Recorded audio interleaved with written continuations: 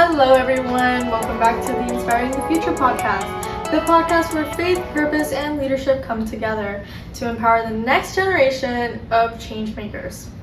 So I'm your host, Elizabeth Rosell, the founder of the Gifting Hearts Project, co-founder of the Flying Hope Project, and secretary of my school's Red Cross Club. Just like you, I'm a high school student trying to turn big dreams into real impact. So in today's episode is going to be a full deep dive into everything you need to know about starting a nonprofit or a passion project as a student. So we'll talk about the process, the purpose, the impact, and I'll even share my journey, my struggles, and the blessings that I've had along this path. So if you ever thought, I want to do something that matters, this one's for you. So segment 1. What is a nonprofit and why should you care? So let's start simple. A nonprofit is an organization that exists to serve a mission rather than make a profit. So the mission can be absolutely anything, from feeding the homeless to fighting climate change, supporting mental health, or in my case, serving women and children in need. What's powerful about starting a nonprofit in high school is that you don't need to wait for a degree, a title, or a permission. All you need is a vision, a cause you care about, and the courage to begin.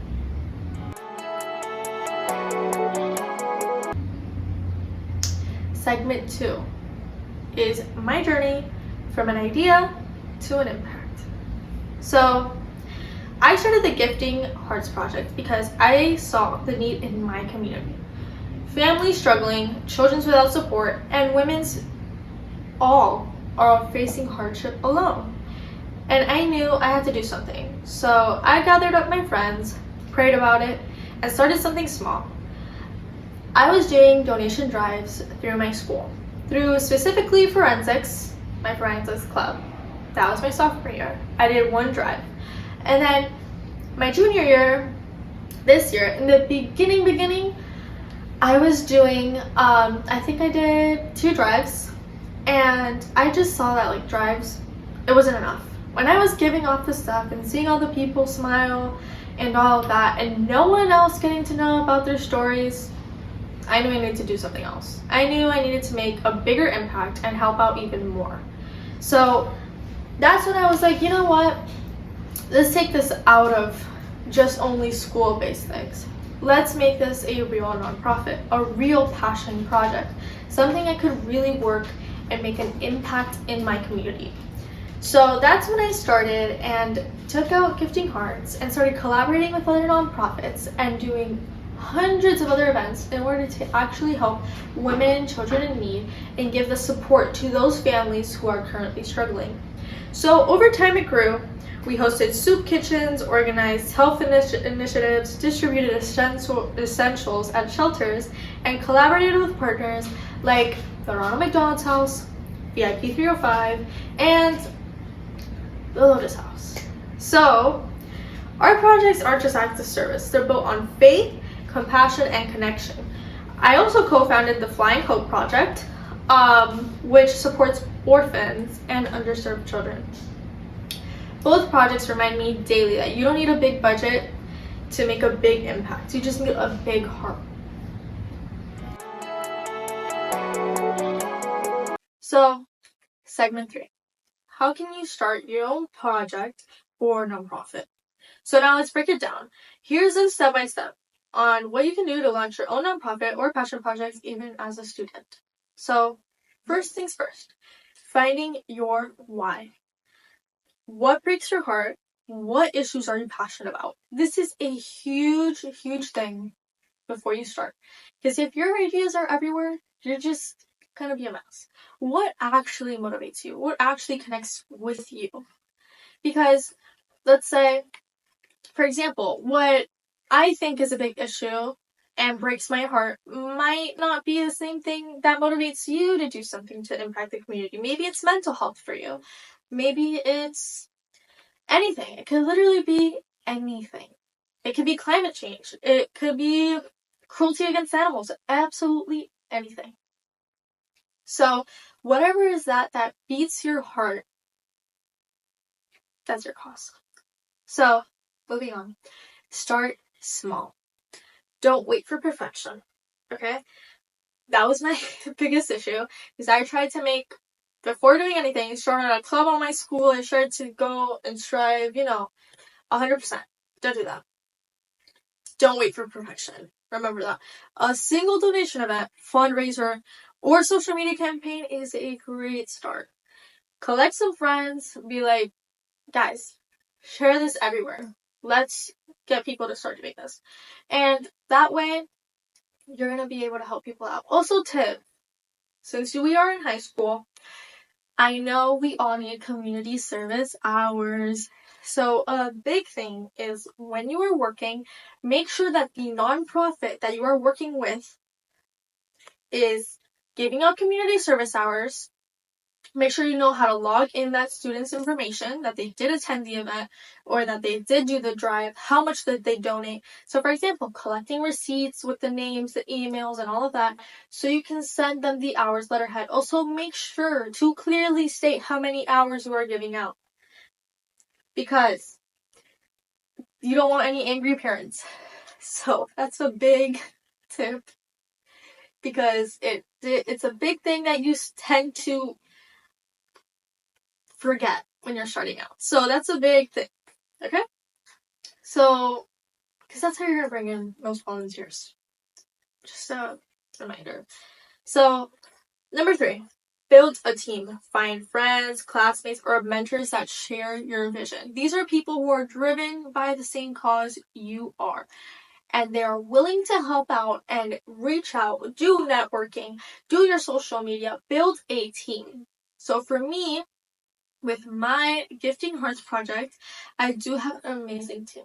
So I am the president, my sister Isabella Rosell is the vice president, my boyfriend Wyatt Bergeron is the treasurer, and my friend Bianca Ospina is the secretary. So everyone has their own role and they know how to go about working. Make sure those roles and everyone who you put in those roles know what their job is. Make sure there's clear communication. Make a group chat.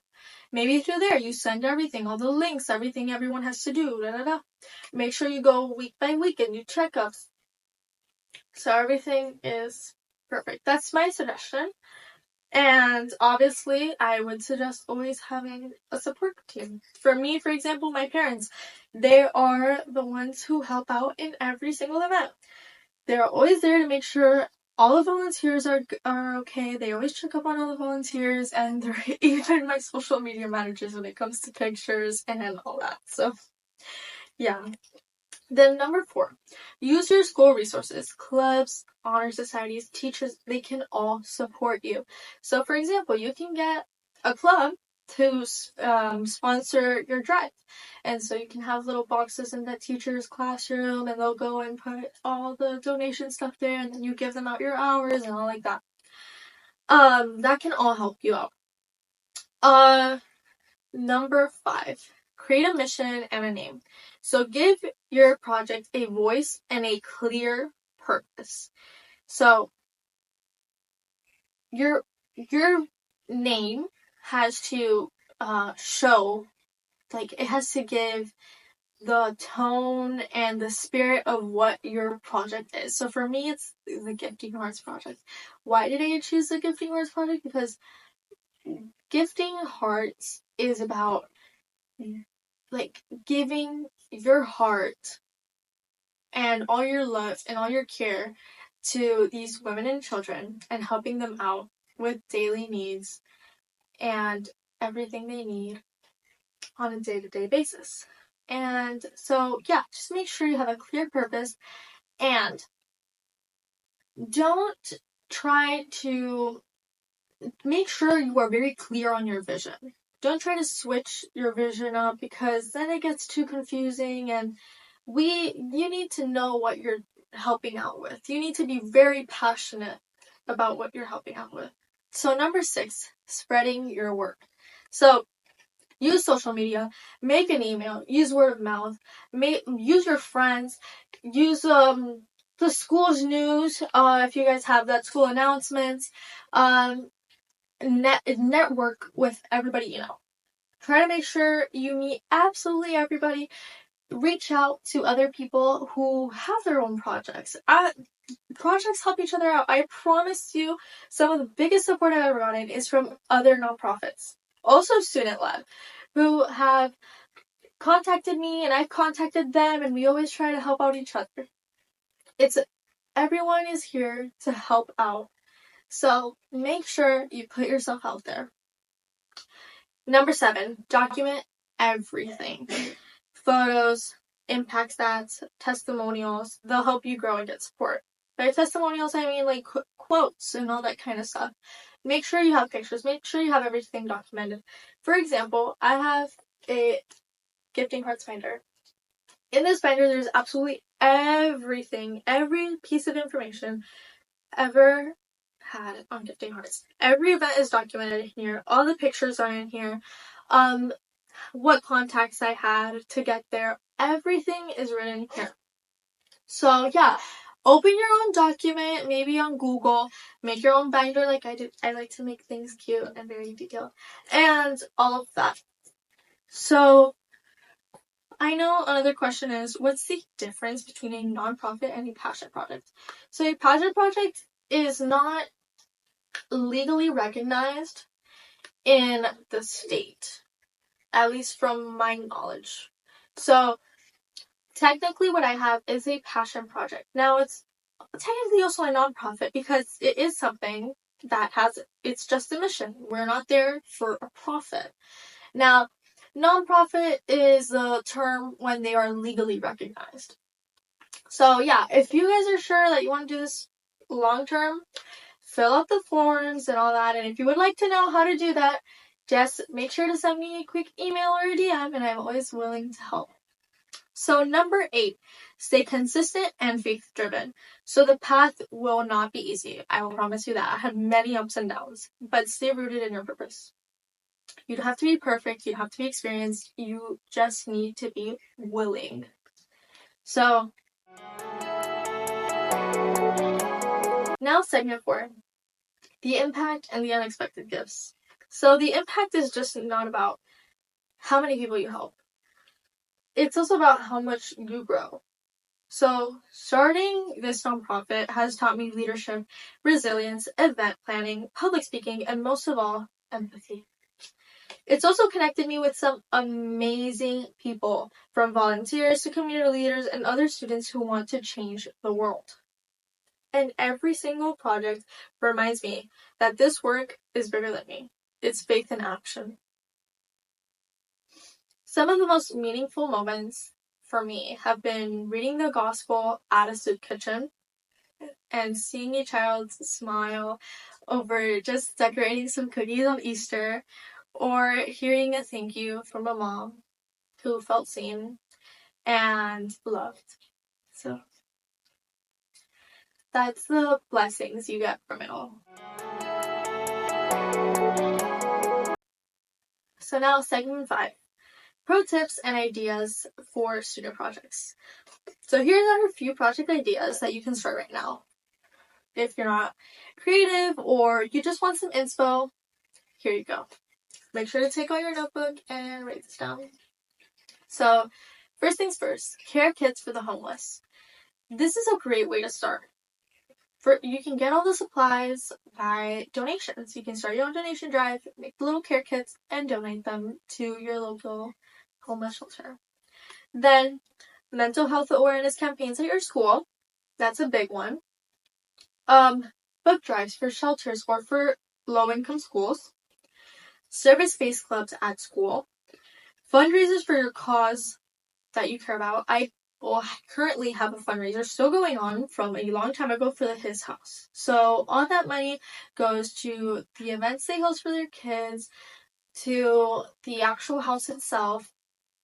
Honestly, everything they need, their daily needs, and all their funds. So that fundraiser is still up on my Gifting Hearts page. All the information is down in the description, and you can find all the handles and apps there. So then hygiene or health. workshops for underserved communities. This is a big one, especially if you're leading towards the medical field as a career. This will definitely be something that is extremely important to teach. Because, for example, maybe it's teaching dental hygiene to kids and a normal daily brush routine. That could affect that child's health for the rest of their life. That could help them prevent having to cavities or anything. It could just help them out. All these things that look like minor to us are huge and impactful to them. And also, bonus tip, make it personal. When your project reflects your values, people feel it and they will show up. So for me, my project is based on my Catholic faith. Right here you can see my sweatshirt for gifting hearts, and here you see a Bible quote and a cross. So my project is based on my faith, and it is very personal and dear to me, and we try to connect our faith, my team, to our everyday activities and team workshops and our drives, everything. Because that is our, how do I put it? Like, personal little factor. So yes, make it personal, because you will touch people's hearts and people will feel, and people have the same religion as you or ideals as you and all that, and you can all support each other within that community. And make sure to just be open. Now, if no one has told you this lately, you are capable of making a difference right now. So you don't need to wait for college or a job or the perfect moment. Start with what you have, where you are, and trust that your impact will multiply. If you ever want to connect, collaborate, or need help launching your own project, reach out through me. Through my website or socials, we're all in this together. You can find my website on my Instagram. It's in the link in the bio there. And all of my handles are down below. So you can find all of that. And remember, inspiring the future doesn't start someday. It starts today with you. So thank you for listening to the Inspire the Future podcast, and don't forget to like, subscribe, and share this episode with someone who's ready to lead with purpose. Until next time, keep serving, keep believing, and keep inspiring.